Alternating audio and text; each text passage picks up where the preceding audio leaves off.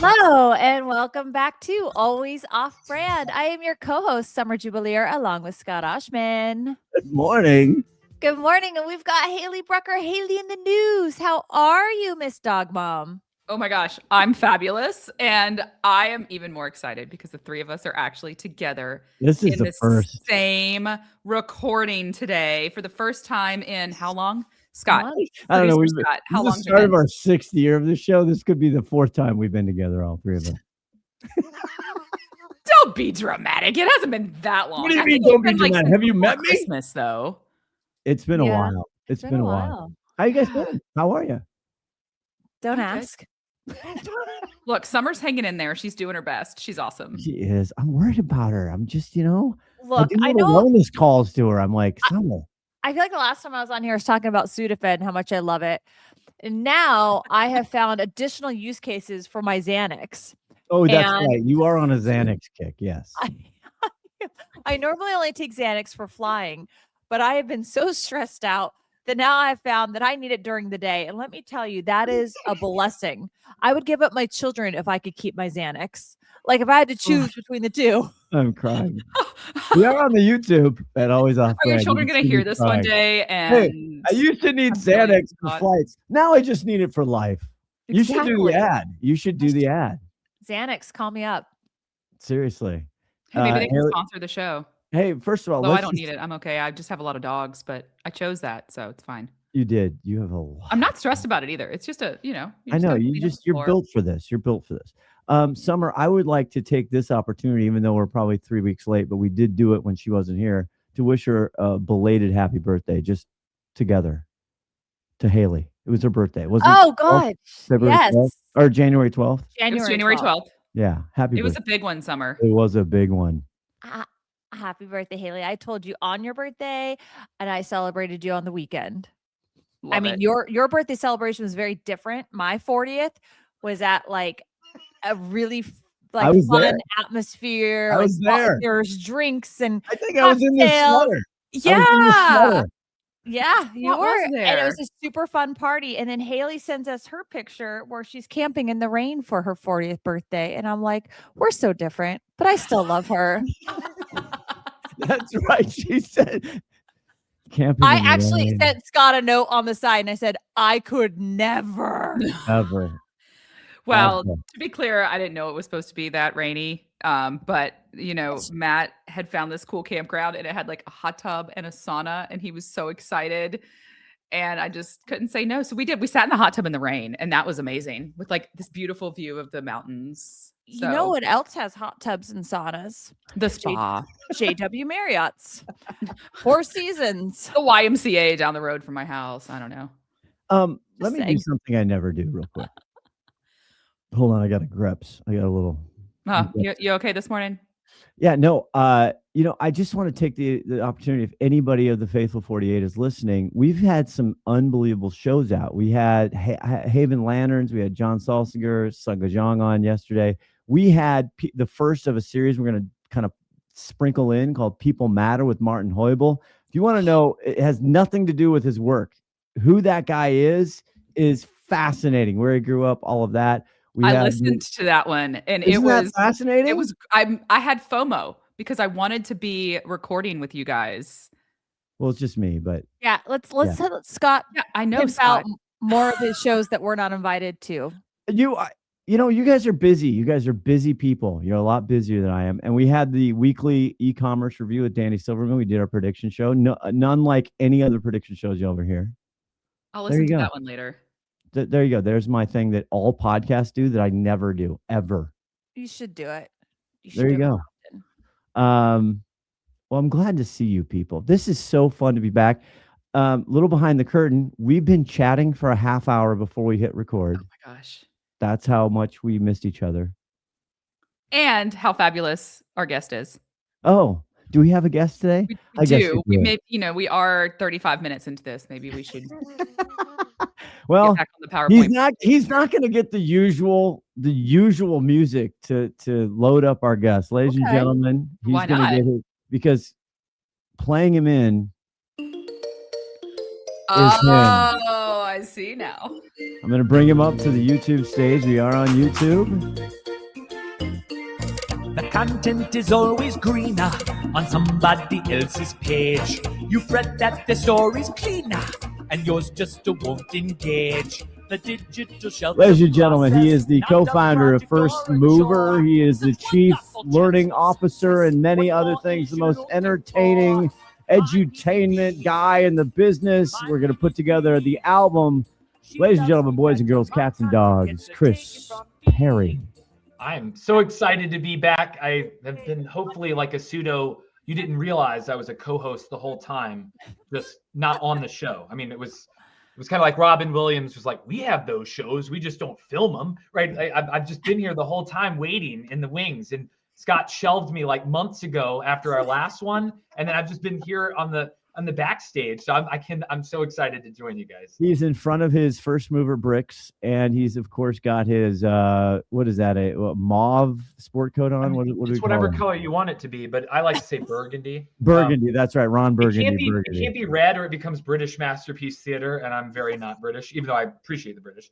And then, but this color is it's like sophisticated red, passionate. Well, again, I've never seen you. I met you in real person last year for the first time. I've never seen you in anything but that jacket, and it's fine. You and Martin Hoible, I don't know you. If I saw you in the street and didn't see you in your sports coat, I'd walk right by.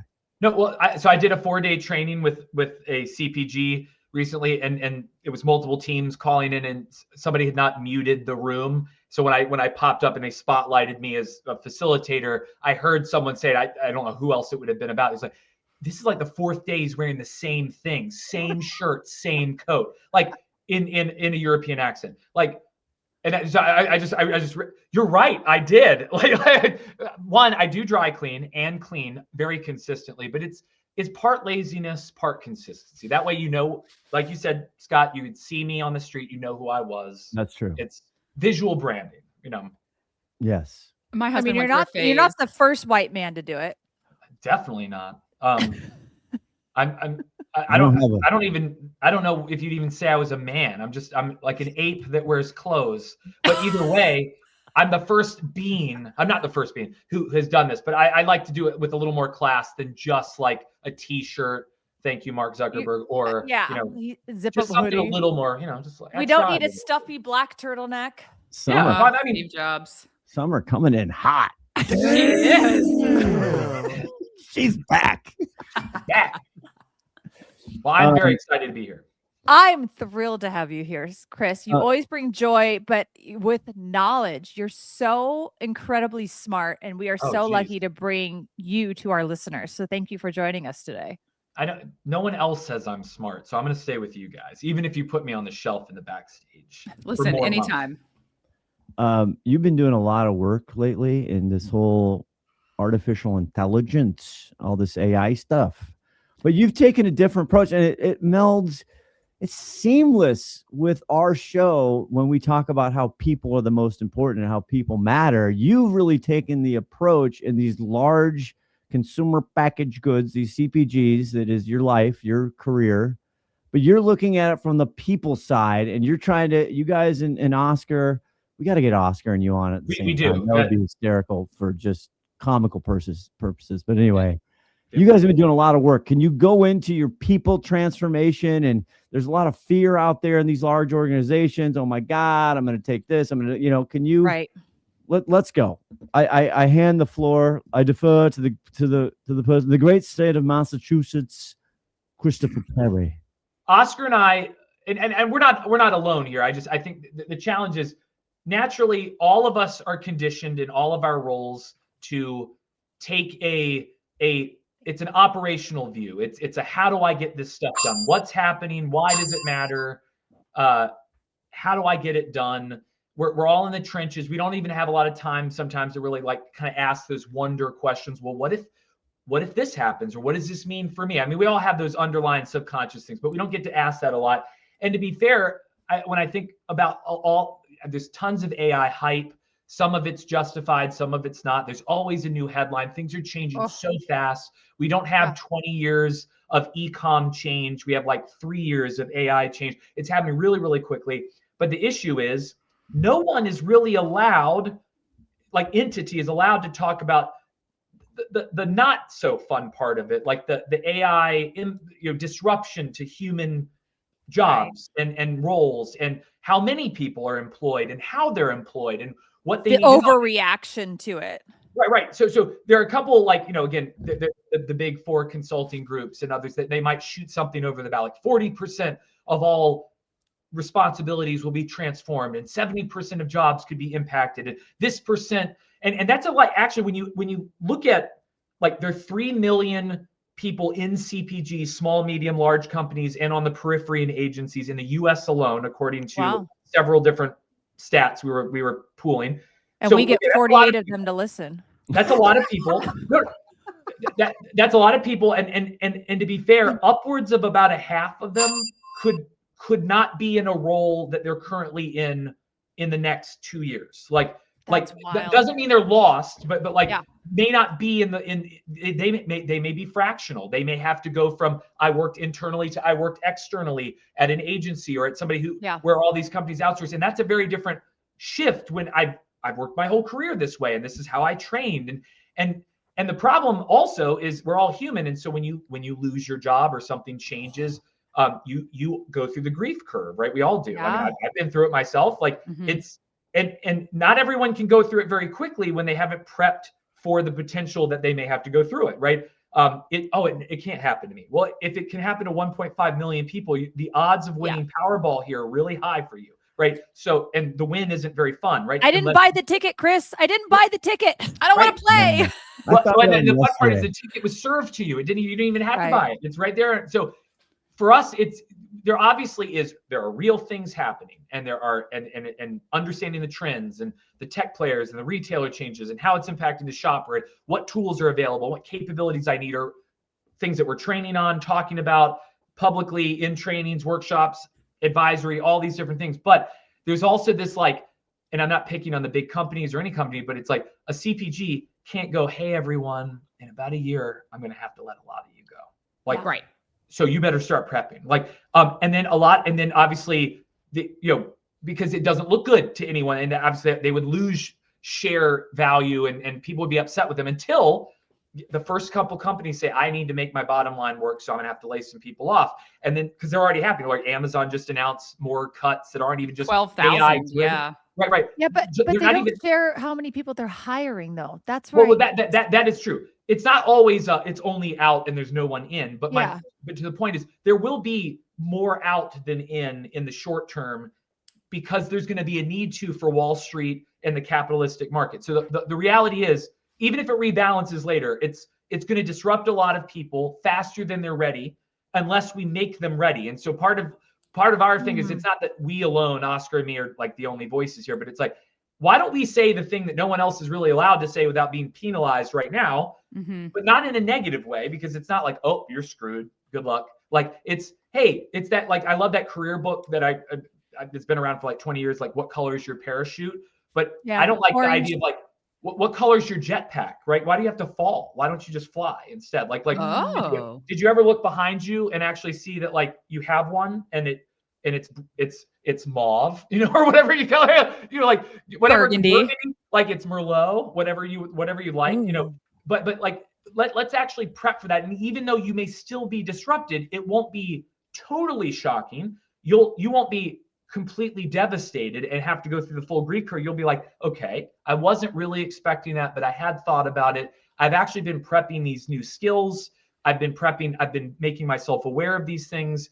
And even if I'm still not ready to be like a non-W2 employee or something, I'm aware of the possibility, right? And so, and for us, it's more, so it's not doomsday prepping or a thing. It's just more of a prepping, right? Like, just prepare have 3 options available depending on what your scenario is, right? Where you are in your career, what financial stability you have. So we can go deeper, obviously, in our conversation here, and we go deeper too, but there is this kind of like the what and the why story that most people jump over. But if you don't have that, then you're not ready how are you going to be ready for if you don't know what could happen to you and why it happened, and how then you need to pivot yourself. So that's kind of where Chris, do you feel like some of these companies are overreacting? I think there was I don't know who posted it on LinkedIn, but I think someone here also liked it. And this was over a month ago that I saw this post, but it was, they're laying off these people in response to AI, but instead of looking at the people that they have and how they can get more out of them with AI. Oh, So do you think there will be like a rebalancing? Oh. Probably not 100%. Oh, no, totally. I'm giving Summer a bell there. That was actually that's a great point. There's I love working with these companies, more the people at the companies, but when everyone gets together into a group that's organized as a company, the company as an entity starts acting silly. Like it's just short-sighted, silly decisions. How many e-com teams, even in the last few years alone, have been disbanded because somehow e-com is just going to reintegrate into the company without those people, right? I understand. That happened to me. I'm a perfect example of that just this past year. Explain, Chris. Chris, explain what do you mean by that? So a lot of the big companies, we work with a lot of big companies and small, but big companies have, whenever you lead change, you dedicate a person first and then a team, if not agencies, but usually a team forms around the change, right? E-commerce, retail media, the digital shelf capabilities. You got these teams form until the goal at some point is that they aren't a separate bolt-on, that the whole organization is omnified or e-commercialized or whatever. Yeah. But that only happens if, one, you upskill and hold those original people accountable to the new skills, and you don't get rid of the people. It's not get rid of the people that knew e-com, it's re-embed them back in the Walmart team, because, hey, now you who used to do Walmart.com or all e-com and you advise the team, we actually really need you to lead the Walmart account for this brand or for that division or that. But a lot of times it's like, well, we're done with you guys. You're like, done with us. This is the future. But it's a short-sighted thing. And there's also a lot of, like, to be fair, I'm not being mean to leaders, but there's always, I don't know how many dynasty changes I have seen within every major CPG. It's like the chief growth officer just got hired and they said, my old team was way better at doing this stuff. Yes. So I'm going to bring all my people and get rid of these people. Well, these people were awesome. You just don't know them, right? So then you got rid of them. And then that team gets some quick wins because they already work together, but then they hit the same wall that the internal, there's always an invisible fence around everyone that they don't realize that they get buzzed at right in their neck, right when they get to the fence. Like, oh, I can't do anymore. And you're like, you never could. But it won't let you. So guess what? Then the chief growth officer, the chief digital officer, they're not making enough progress anymore. Out with them. New person comes in who can change it all. Next new team. Oscar and I, like we honestly, and I'll pick on P&G because I always liked it. Whenever P&G would go through a recession, most companies would cut back on their budget. P&G would lean into their budget, right? It was like, I'm going to advertise through it. I'm going to win through it. And I'm going to come out on top, which almost always worked. The same thing for us. We'd always say, like, hey, we've been Firstmovr is almost 6 years old, which is pretty amazing. Wow. Congrats. Years, that's a century. So I'm looking really good with my L'Oreal Revitalift. But love that product, by the way. But the reality is in just 6 years, we've seen 3 years where there was like a 6-month window of like this lull where everybody was cutting budgets and things were freezing. And then the dynasties would change and it would come right back. And it was almost like, just wait it out because it will have, the cycle just keeps playing through. But the reality is every major company, large or small, is going to make some short-sighted decisions. Man. They're going to cut more than they should have cut. They're going to get rid of amazing talent I don't want to say unintentionally, not against the person, but with intention for the company, but not against the person. And then as a number. Oh crap, AI can't really do what all these people were supposed to be doing. So I'm gonna have to hire some people back. But who do they hire back? It may not be the person they let go, and it may be somebody with a different set of skills who can use the AI that AI couldn't have done all the work. So this is where it's the shakeup, right? And obviously once you've let go of people, they're not waiting for you, as Scott had put me on the shelf in the backstage. They're not going to be just sitting there waiting for you. New people are going to come in, and it might be better talent for what's needed next. And so, Summer, to your point, I think there's 1000% some short-sighted decisions. There's going to be a cut the fat and then realize I actually need some healthy fat. I'm going to add it back. But at that point, you might, maybe if you were the one displaced, you're going through the grief curve, you didn't prep. And so you miss the chance to come back. because you're not ready, right? And so I want to make sure everybody's ready. And pride is set aside. I really It's a feel like you have a pro-human approach window. here. I feel like you've been looking through the window of my life for the past year. Like you just hit every single pain point of a previous team that I was on. And a new CEO came in. You were talking about the dynasty, right? A new CEO came in, built out an amazing marketing team, built out an amazing e-com team, had some really fabulous minds in that group. There was the invisible fence.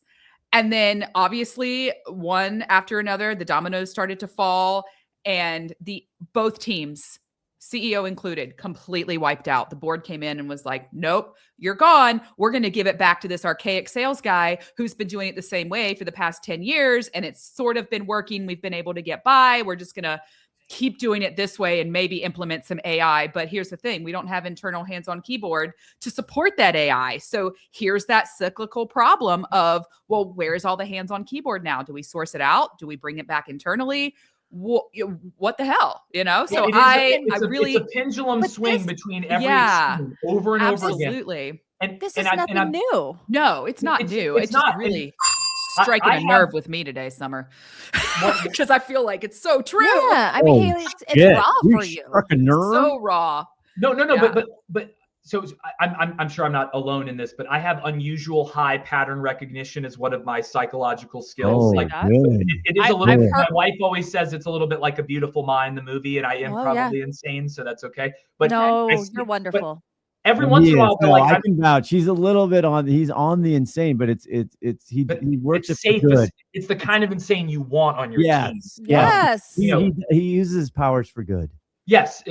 So, with great power comes great responsibility. No, but it is what I find so funny is even within a short window of time, and I don't want to be. It's not about being smarter than them, or it's like, hey, wasn't last so you said we need to refocus on the core business this year, as if but wasn't last year we had focused too much on the core business and it was all about innovation? Like I feel like I'm like the hey guys, I feel annoying at some point, and once they realize that the pattern was called out, it's like, oh, you're one, I've got to now make you look bad because or put you on the island of misfit toys because you're making us look bad because you called out the obvious pattern. But it is always a pattern between like one extreme and the other.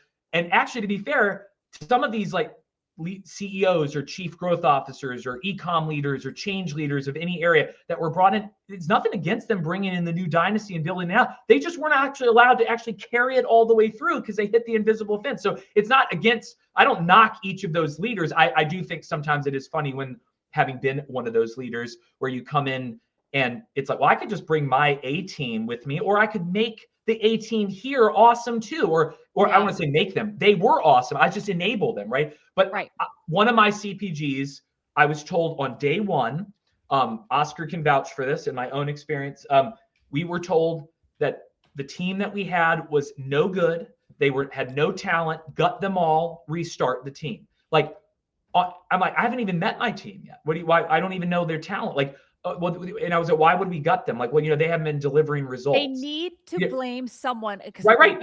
They do. It turns against them. Right. So I said, well, could I assess the team first? And then, well, yeah, I mean, it's your team. Well, thank you. I mean, that's nice of you.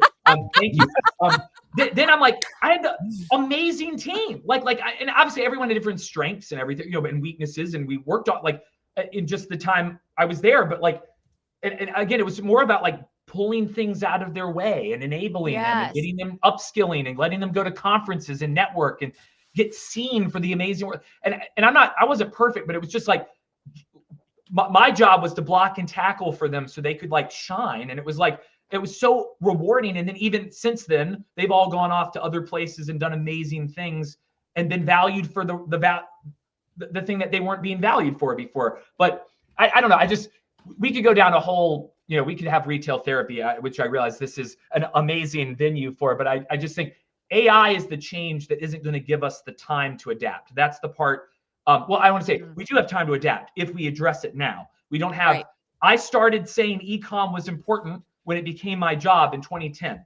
So it's 16 years later. it's kind of a big deal, but it did take a while for it to be kind of a big deal. AI is already a big deal. And but ecom, like Scott, you and I talked about this the other day. Ecom didn't officially remove jobs. It actually added some new dedicated jobs and then blended back in. AI actually does replace some jobs or change the job inherently. So maybe some analysts. This isn't all additive in a silo. It will completely disrupt and enhance a lot of the roles so that hopefully it's human plus AI equals 3. And if we know how to use it correctly. So I'm just, Chris, it's not to stay fluffy in this conversation, but like that's the part. You're real fluffy.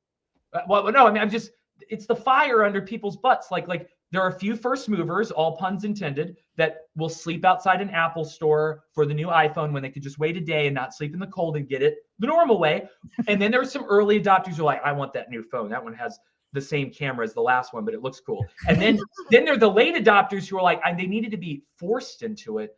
And afraid of not doing it, right? So to be fair, I'd rather create FOMO as we were like around not doing it, as opposed to like, it's not you shouldn't be afraid. It's just more of I'd rather create that productive paranoia, as Jim Collins said in Good to Great, right? Like around like, if I don't do this, I'm going to get displaced. Like the ark is going to leave without me. Right. So I was listening to one of the newest episodes of Unpacking the Digital Shelf with shout out Lauren Leaback Gilbert. She's amazing.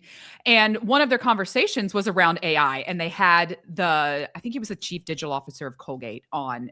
Go back and look at that episode if you haven't listened to it yet. It's fabulous. But one thing that they called out in that listen was AI is as basic and as infant as it is ever going to be right now. And if you are not adapting and using it and then learning how to better use it as it evolves, then the bus is going to leave you. Okay, so let's talk about that though. Yeah. What are the tips? I mean, we say use it, get used to use what?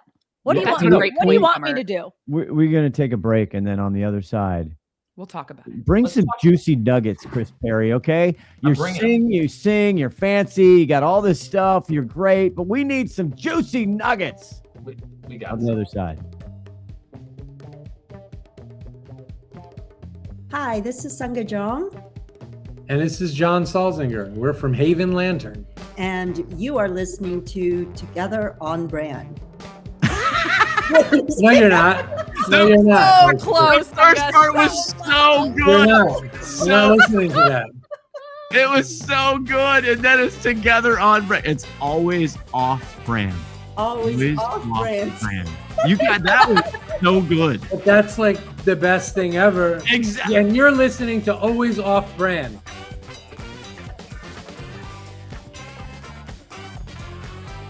Chris, I hear you. Us e-commerce professionals need to start using AI. But if you're on the brand side, what is it that you should be using it for? Because I'm going to assume most likely, if you're a medium to large, small, there's probably some other uses for it. But you have agencies, so that they're using it to make their data more intelligent and to update faster. But as an internal employee, what should you be doing? What are some things that you don't fall down? No, it's a great question. I'm going to take one step back because I think some of us are a little bit more advanced in practicing with it personally and productively, professionally in our jobs. So just it's like it's taking some steps into the water, right? Getting your feet wet. I know it sounds obvious, and I'm sure most people listening have used ChatGPT, or unbeknownst to them have typed something into Google and seen the AI assisted response that now removes my need to even click on any of the search results because I got all of my answer. But it's not just that. I mean, yes, that's step 0 or step -1, but it's practicing, first of all, remembering that when I prompt or query any sort of AI, my inputs quality is going to dictate my outputs quality, right? So, but when I get to test that, and we were just talking about an example, like, so if let me do something really easy and innocent that has no official work implication. Give me an itinerary, ChatGPT, for a summer trip. And it gives me one for a trip to California. And I would say, but I didn't want to go to California. And ChatGPT would say, oh, Chris, you're right. But I didn't know where you wanted to go or with whom or what you like to do or for how long you were going to go. And are you are you physically healthy in a way that you could go hiking, or do you like national parks, or did you want to, do you like historics? Like, so obviously the nice thing about that is no one is judging my output but me, but I'm going to judge it quickly and go, I didn't get what I wanted, right? So I'm going to, but ChatGPT, if it was a little more snarky, would say, you didn't give me what I wanted, which was the right 100%. prompt, right? Yeah. So part of this is like practicing with these tools, knowing that even when you get like some of the tools that are actually designed for brand, media, digital shelf, analytics, things like that internally, even if you're not asking it the same way ChatGPT does, it's about, as you would say, garbage in, garbage out, gold in, gold out, right? So it's practicing with that in a safe space so that you start seeing, I'm not getting my output, so I need to change my input. But that being, so step 0 is just start doing this just to see what the art of possible is. Play with a few different tools for personal things that aren't using confidential information. And don't you feel like most young people are? I do think younger people are. But I also don't know if they're always doing it with the intention of I'm practicing for my work. Like, it's like, I'm just doing it, which is fine. Yeah.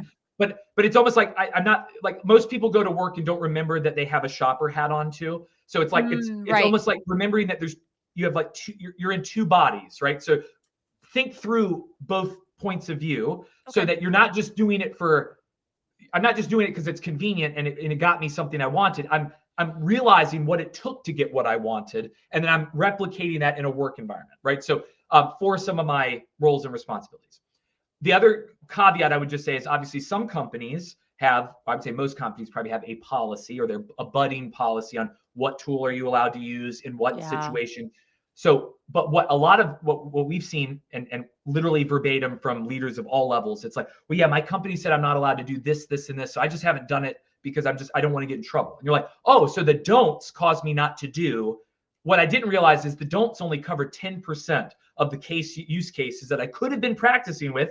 So I didn't do the other 90% that I can do. So figure out where the constraint is and then think around the box, because nobody's going to be mad at you for using the internal tool for the things you are allowed to do, but you actually have to practice that. So that's the other part, because I know some people would have said that to be lazy, right? But it would also have been just like, well, it's easier not to get in trouble. You're not going to get in trouble for doing the thing you're allowed to do, but make sure you do like Sesame Street. What's the opposite of this, right? Like, oh, what this don't doesn't mean that this isn't a do. So those are step 0 things. But thinking about some examples, because Summer, I know you brought up, like some of our agencies, some of our solution providers, some of the tools innately have this stuff baked in. They're doing some of this work. That doesn't mean that you couldn't. It's not about micromanaging or doubting them or like challenging their integrity. Part of what AI is supposed to help us do is take some of the extra work out of the way so that we have more time to discern, draw insight, and make better decisions. But to be fair, I'm not knocking my agencies of the past, but when an agency brought me even a pre-AI assisted answer or recommendation, I also vetted it with my own brain to say, hey, this is kind of cool, but let me go back to my objective. What was I trying to, almost like, let me go back to the brief. What was I trying to achieve? Do I feel really good that this is going to achieve the objective of the campaign or the launch or whatever? And it was like pressure testing it, because again, while they were outsourced expertise, they're not the only expertise. So one thing I would just throw out too is if your agency we were using it like tangible examples, like your bidding strategy for your paid search campaigns or your digital shelf analytics. If you use a tool or even just have a manual scorecard, somebody's reporting back to you, or they manage that for you.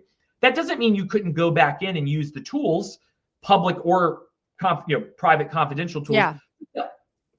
Like why do I go to 2 doctors when I want a second opinion? Like, didn't I trust the first doctor? Kinda.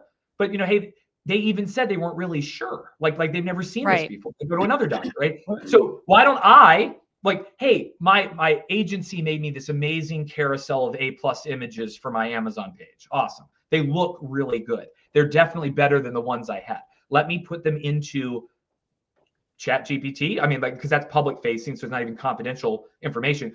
And just ask, like, does this story flow seem right based on this audience, these need states? And when it comes back, like, again, the tool is going to want to add value artificially. So it might come back and go, this has a very logical flow, but one thing it seems to be missing is this. Well, like, so now you still can discern, that doesn't even make sense. ChatGPT, you don't know what you're talking about. Or you could go, oh, that's a really interesting point. Or like and you might ask it, like, are the images look beautiful? Or is there any issue with contrast or clarity? Is there any issue with cognitive overload? There are too many messages per image, right? You can ask questions to get something out of it. So you can go back to the agency who may have used ChatGPT or a tool to develop some of the creative and just say, hey, you don't have to say I used AI to audit your AI, but you could almost just say, hey, I had a couple thoughts on this, right? One of the prompts that Matt gave me Matt, my husband, he was like, hit my favorite prompt and now it's mine. It says, this looks like it's missing things I'd expect you to find. Can you please go back and think more deeply? 100%. And I was like, that's incredible. And then the second one that I've been using more often is, I want this to be better. What prompts can I ask to improve this? Oh, okay, go ahead. No, I was just saying the best part about these tools is that you can ask it to give you the next step. So when I think of like Amazon Rufus, right? Like if you ask Amazon Rufus, what are the best, laundry detergents for sensitive skin? I'm just making as an example. Yeah. And it gives you you would say, why specifically did you recommend these and not some of the other brands? And then it's going to come back and it's like, what would it take for the other brand to show up as a top recommendation? Like you can it will start answering like, oh, well, it doesn't include any reference to this, right? Oh, you mean like a keyword? Like, or none of the reviews you're speaking about. So like, it's not going to give you all of the answer, but you can ask it to inform the answer, right? Which to your point. So those prompts don't even have to be like a textbook length, to your point, Summer, just to get it to say, you're basically saying, I'm not going to give you the deep thoughts. You have the deep thoughts and help me find my gap. Is there a gap?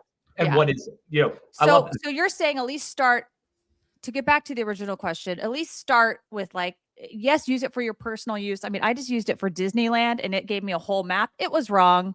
I had to use my brain still, and that's okay. It's going to continue to get better.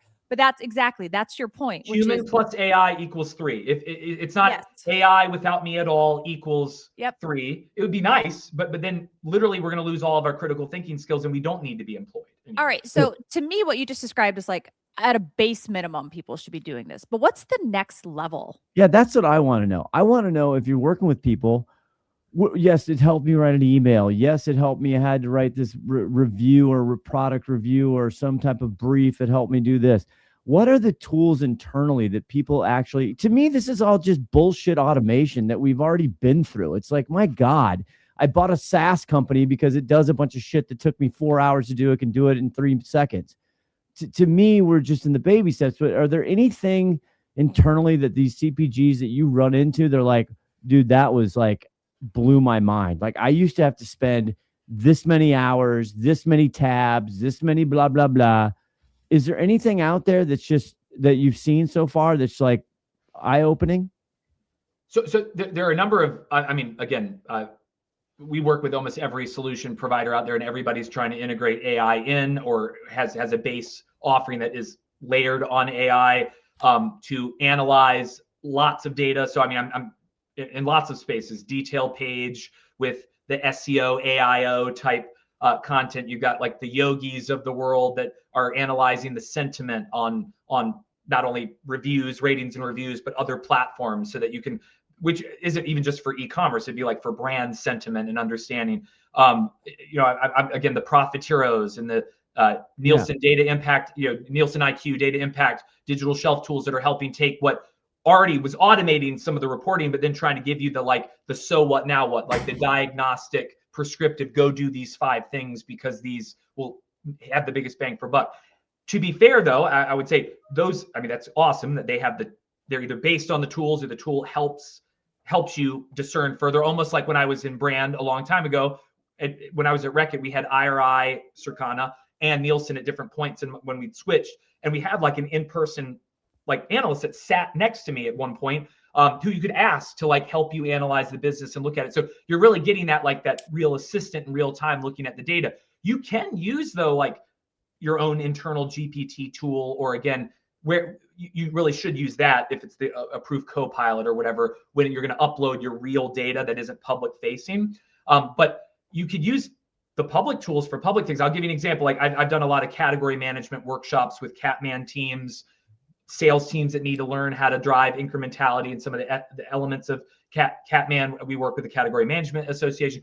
We like simple things like take a picture of the physical shelf when you do a physical store walk. And instead of you counting all the facings to get like an actual share of shelf, upload the thing and ask for the full diagnostic of it, and do double check it to Summer's point. Don't assume, but once you confirm like, hey, it was correct, because it was, here's the physical share of shelf by brand, by SKU.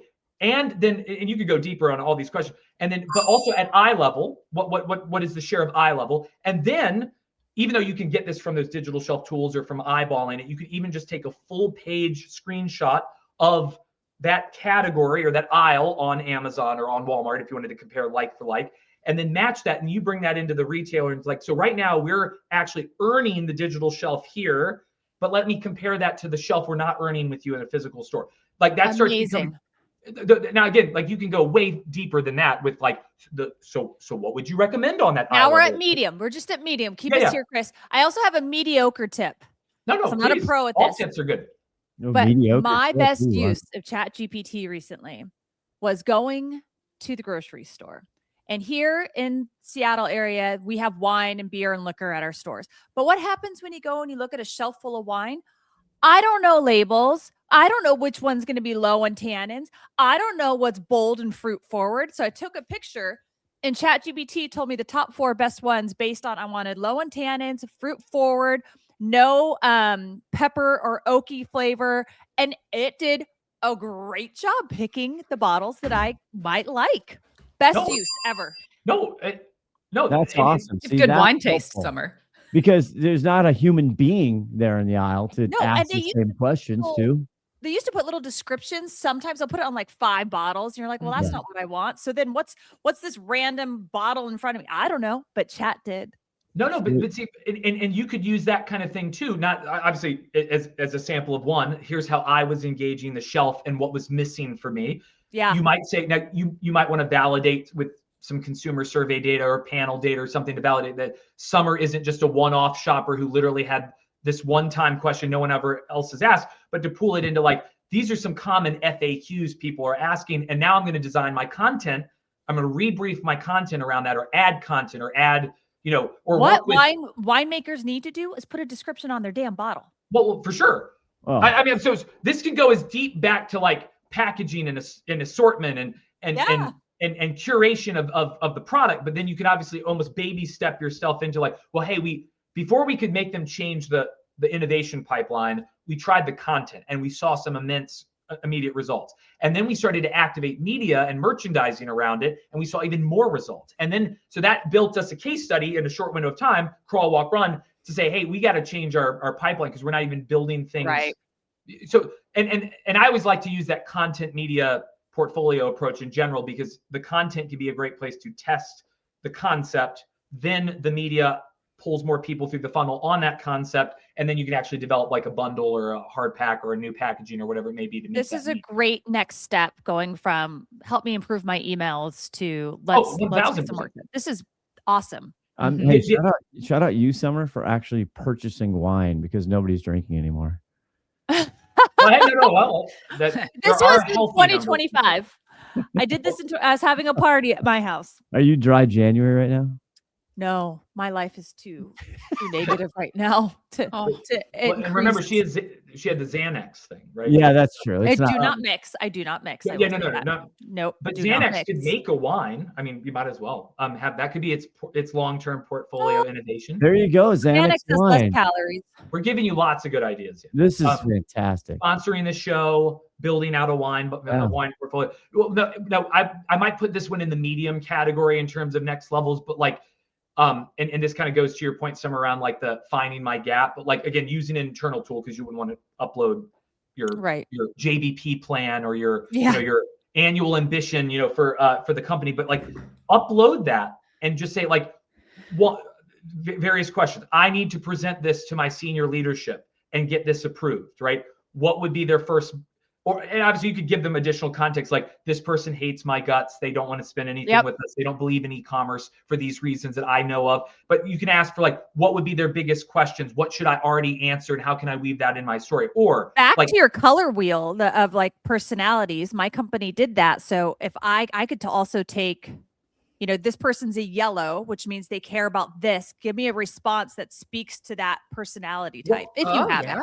You know, and actually, I love personality type. Myers-Briggs, Enneagram, Working Genius from Patrick Lencioni. Like it's the 5 factors of dysfunctional teams and the Working Genius. I actually have the Working Genius little thing on my desk for what my strengths, my competencies and my weaknesses are. So I'm an invention discernment person. We all have all these strengths, but some like fuel us, some are like they don't drain or fuel, and some like are frustrating to us. But you can ask that of chat. And the cool thing is a chat GPT would already know these models, but you could even upload or link to something so that it can pull that thinking through and just say, I'm this kind of person. So this is the story I was going to present. What would the barriers be from my leaders who are not an invention discernment person, or they are more of a wonder person? They're probably going to ask me a lot of, well, what if we didn't even do e-commerce? You know, and you're like, no, that's not the question to ask. No, but you can frame it that way, and it's amazing because if you're negotiating with a retailer or an internal stakeholder or your boss or the leader, the boss plus one, or whoever makes the decision, you need to know how they're measured, how they operate, their personality type.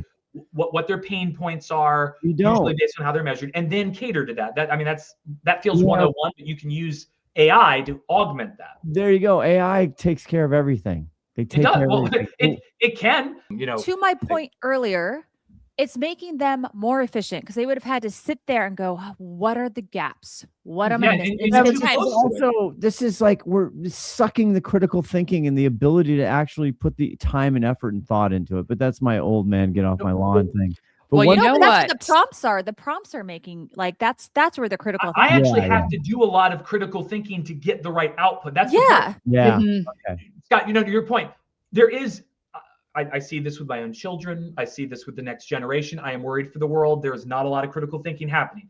I don't want to be the one that like dumbed myself down just to get the output. But what I found is sometimes I'm like, it's like, well, I forgot who said so the famous saying, but you know, if I had more time, I would have written a shorter letter. Like it's like you actually have to have done a little bit more prep up front to get the output that would have taken still a lot more time. But if when you do, if you try to cheat it, you get garbage out, and then you get penalized for sharing that garbage. So then you learn from that, or you don't share the garbage and you go back and realize I got to do this again. You know what we haven't had to use AI for? You know what's authentic, handcrafted from the beautiful brain of Hayley Brucker in the news. Ladies and gentlemen, the game show coming up. What's that keyword when we come back? Hey, this is Andrew Math, the founder and CEO of Blue Tusker, as well as the host of the Ecom Show, and you are listening to Always Off Brand.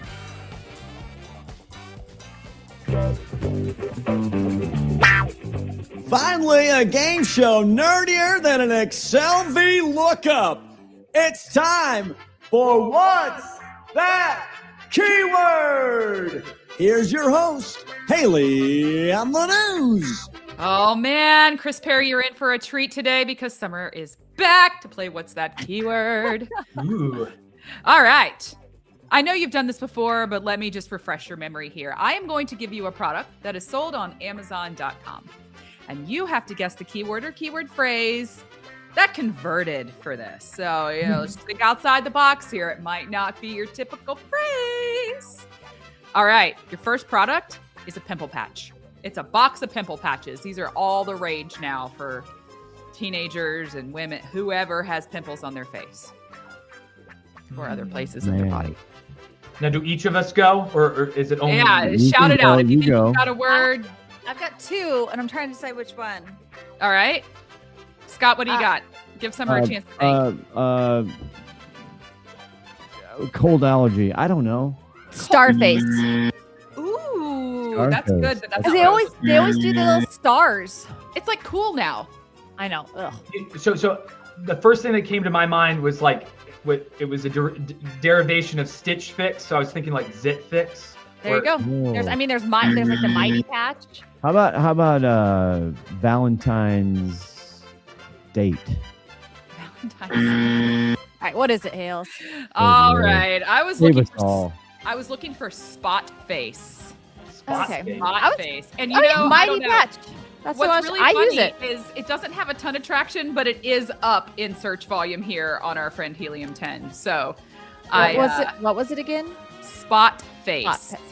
Spot Face. I was close with Starface. Yeah, you were close. Spot Face, Starface. Yeah, it's okay.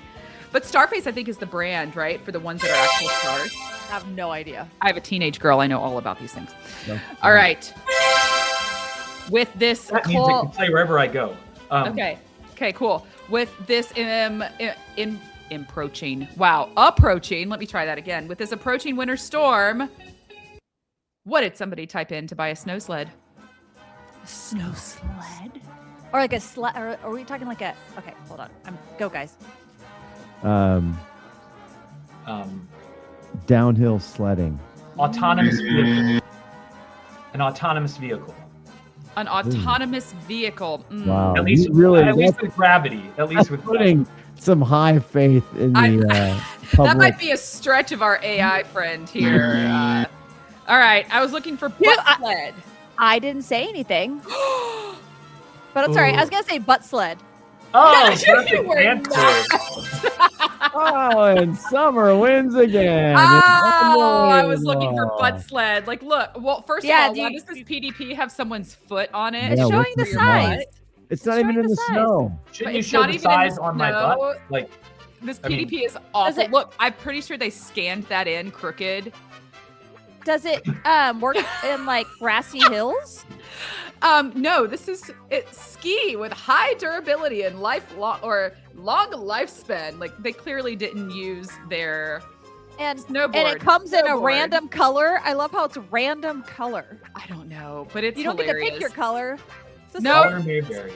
Nope, random color there. So everybody, reviews. hope you have fun in the snow, but maybe with not that sled. All right, that was awesome. Chris, you're awesome. Thanks for playing. We'll be right back with the news. You're so excited for butt sled. Cut me off. I'm so sorry, Summer. Hi, this is Carolyn Ballard from Profitero Plus, and you're listening to Always Off Brand. Well, that's all been fun and games, but it's that time, the time America has been waiting for. It's time for the news. Oh, Chris Perry stuck around for our news story. We kind of touched on this briefly when we were just talking with Chris. Amazon just announced that they're about to lay off around 30,000 people.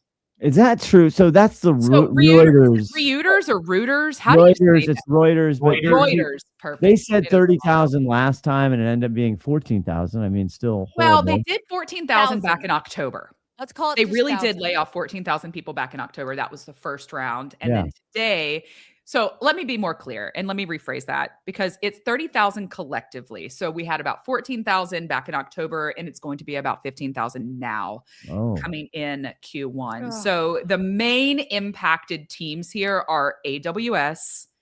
We've got retail, Prime Video, which kind of surprised me, but hey, maybe it's the AI that's coming in. I don't know, Chris. No, I'm sure you have Prime thoughts Video on that. because the UI to use Prime Video is awful. Is it? And then HR. Huh? HR is all I know. I left that one for last. How many were in there to begin with? There's barely any humans. Oddly, with the number of people that get laid off at Amazon, I don't see them in the business half the time. You're like, if there was a human vendor manager, it's more of legends of the vendor manager at this point. But No kidding. obviously, again, Amazon has been one of those companies that obviously set this foundation of automation and fewer humans, more it's like exception-based management where the humans come in when there's a fire or an opportunity, not in between. But I go back. This isn't again to demonize them over any. The reality is all these companies are going to make these big decisions, and and even though Summer, actually, I think you brought up a good point before too, was around the fact that what isn't always brought up is how many people are being hired at the same time that people are being laid off. Because again, it's not all net drops. There are some hires or rehires, but the challenge is though, 30,000 people is a lot of people. I don't care if it's 1% of your business or whatever. That's a lot of real So it's the biggest layoff in Amazon history, and it's all white collar roles. So to touch on Summer's point, yes, they are actively hiring warehouse workers and delivery drivers and those boots on the ground roles. This is being kind of coined as an AI and automation optimization. Optimization, how is it optimizing if you're losing that strategic thinking that we just talked about? It still takes a human brain to decide. And hey, we touched on JBPs too. You know, when you're making those agreements with Amazon, with your vendor manager, what happens if that vendor manager isn't a human anymore and you have to figure out what prompt to give the AI system to make your JBP valuable for both sides of the business? Well, I would add to this that to be fair with Amazon, because I go back to every leader that I've reported to or had to influence internally or while we were at Firstmovr or outside of the CPGs, there's always been this like, well, Chris, like we must not have a really good partnership with Amazon if they're not doing it the way all our other retailers do. And you're like, they're not.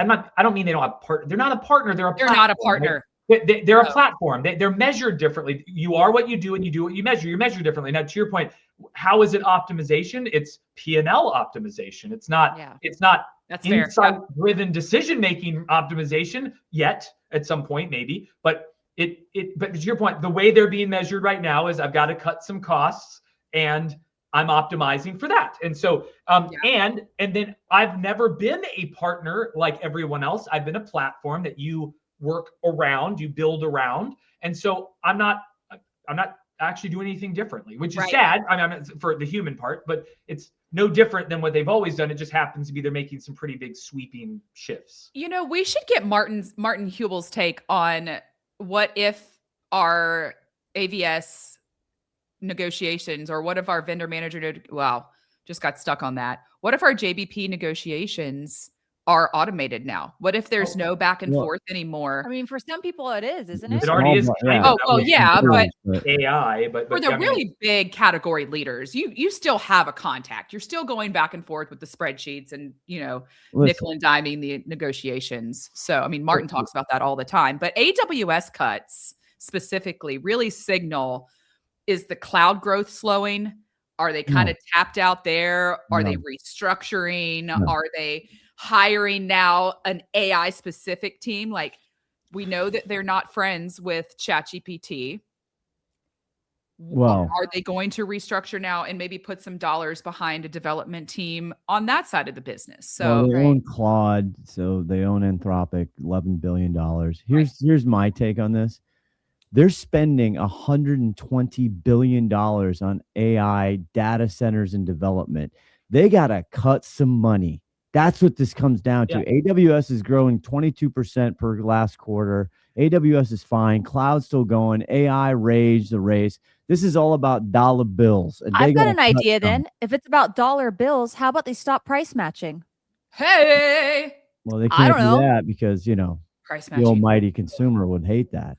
No, but like, the almighty consumer is going to look and say, I could either go to Walmart and get in my car and drive to Walmart and save $1.50, or I can buy it off Amazon. Mm-hmm. They're still going to buy it off Amazon. Yeah. There is a very healthy margin of convenience and value that would not make me personally rethink Amazon as my and even even more of the consumer who doesn't have extra funds, they're not going to spend the gas money to go do it. No, exactly. Especially if that was the communication, right? I always feel like Amazon could do it. You could either do this, or you could go with this, or you could go with that. Like, I mean, you could almost like just show me the math, and you're like, I'm just going to buy it here. Yes. Yeah, but the math doesn't math in a lot of those scenarios, and the margins don't. The compression is so high. No, not if I'm saying they raise the price. They keep lowering it. I mean, I see them lower it below what they're paying for it. Oh, I know. And then they crap it out and they don't give you POs for it. And then nobody's making sales. So it's wild to me. I don't know. I wonder if anyone's made that suggestion. Oh, maybe Summer, AI write him a letter. hasn't been trained on that part yet. They weren't actually. No one's asked them, why does this even make sense? And then AI would be, you're right, and I'm going to put that in my Let my Walmart LLM, drive the, you know? Oh man. let Walmart drive the prices low and let them have to deal with the layoffs. You know, like it's Yeah. I do have a song coming, and I haven't done the video part, but on price matching to the tune of "Follow Me," which is going to be really awesome. I'm very excited. By Uncle Cracker cheap in there. Bah. All right. Well, our hearts and our thoughts are with those at Amazon that are losing their jobs. We know it's not easy getting laid off, and especially with no warning, but we will continue to follow this story as it evolves. Chris, thank you so much for joining us today. We'll be back with Summer's favorite part. It's the wrap up, folks. Before we do that, though, Chris, could you plug your prompt? You got Firstmovr has some great educational stuff. The prompted newscast. Plug all your stuff coming up. So we always can support brands with custom sessions and trainings and all that kind of stuff. But publicly, we have all kinds of free stuff that we want to democratize. Knowledge, fires under your butt, hands-on keyboard stuff, everything that we can partner on or deliver ourselves. But one of our big platforms around this AI topic is our prompted platform, which has multiple series of content. It's all free. It's all live, but also on demand. We share the decks. We share the recordings. You can do audio, you can do video, whatever way you learn best. But with Prompted, we have kind of 3 parts. One is a newscast series, which is really just to help you stay up on all the things that are literally changing almost daily in the space. Another one is on the actual capabilities, like what can I do now in my job? What are the skills, the tools? And then there's the other one is more on that, like the broader human impact. What skills do I need at a broader level to stay in my role or be in the new fractional roles or outside organizations? How are my teams changing? How do I need to structure? How do I lead change? All still very practical knowledge, but more on the leading change versus leading myself in the capabilities. So we've got something for everyone, and obviously we want to make sure you feel so knowledgeable and dangerous on this that you're not really worried about the things coming. So, and you can go to Firstmovr. That's firstmovr.com. Because there's no find out more. It is the wrap up, and after this show concludes, you'll have the full Chris Perry Under the Sea. Okay, if you want to listen to the entire thing in its entirety, you can hear it there. We'll be back with the news. Sorry. The content is always green. Hey, I'm Elizabeth Green from jungler.com, and you are listening to the Always Off-Brand podcast. Oh, man. I think I could listen to Chris Perry just talk and talk all day. Like, he's just so full of knowledge and great ideas. He's ChatGPT before Chit Chatty. Tell you, you prompt that guy, and he just goes and goes. Ladies and gentlemen, just behind the curtain, Summer Jubeliere had to leave. We chatted so much that Summer Jubeliere had to actually go and do her real job, so she's not part of the wrap up. But he's the best. His talent is just through the roof. He really knows his stuff for sure. Oh, unbelievable. So check out Firstmovr. They're doing a lot of great free education. You heard him say that, and I think there's a lot of things to learn as we really adapt AI, and there's disruption, but it's a good disruption, I think, in a lot of cases. So go try it out. Improve your workflow. Let's see what we can do. All right. But you know what, Scott? What do we always say here at the AOB? I got to wrap this up. I know. People matter. People do matter. And you're listening to? Always? Off. I'm waiting for you. Goodbye. Oh, toodaloo. Oh, cut that out. Hey there, this is Hayley from Quickfire, and they want me to read this so you know what this podcast is part of and how to find out more if you want. Always Off Brand is a production of Quickfire LLC and a part of the Learn and Laugh series on the Quickfire Podcast Network. For more information, go to quickfirenow.com. Have a good one, and thanks for listening.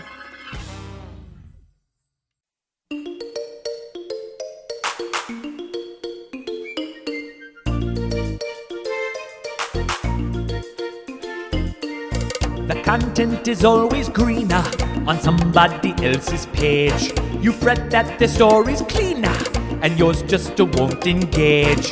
The digital shelf's a process, not a project or a chore. Such wonderful chance for success. What more is you looking for?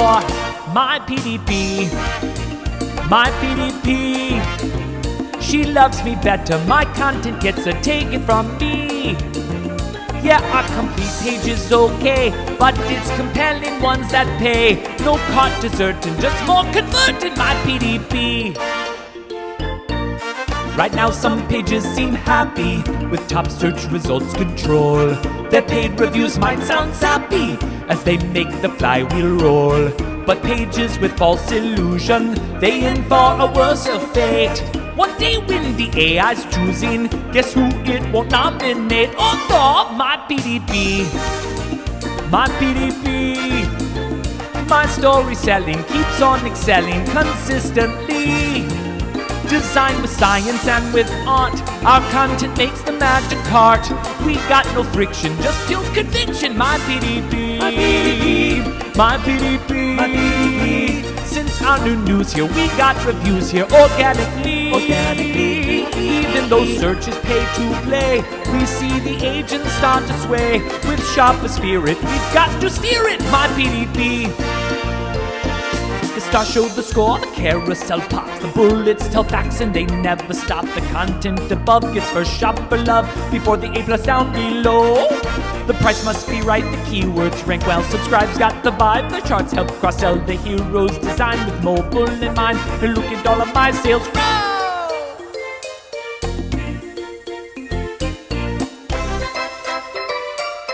Yeah! My PDP, my PDP. My PDP, my PDP. When the AI begins to say bye, it's music to me. What do they got? A project plan? I got to pull your calendar span. Each 5-star rating keeps validating my PDP. Each little promo stirs lots of FOMO. My PDP. With new creation and syndication, my shelf moves faster. Our true sales master. I'll keep revising and optimizing my PDP.